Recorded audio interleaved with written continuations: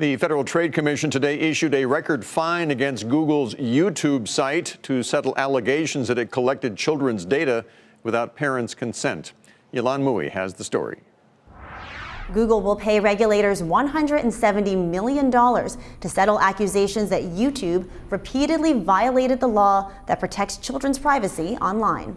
Under the agreement, Google will pay $136 million to the FTC and $34 million to the New York Attorney General's office. In addition, YouTube must set up a system for content creators to designate their videos as designed for kids. The FTC said this is the first time any platform has been required to do that, and that it will conduct sweeps to ensure compliance. This case sends strong messages to third parties like YouTube, channel owners, and the business community as a whole.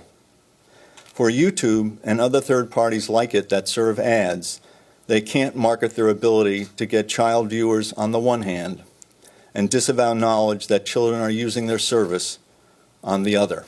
In a statement, YouTube's CEO said responsibility is the company's #1 priority. Starting in 4 months, YouTube will assume any user watching kids' content is actually a child.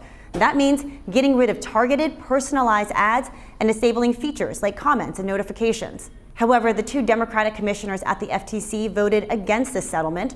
They argue the dollar amount is too low. It should have been in the billions, not the millions.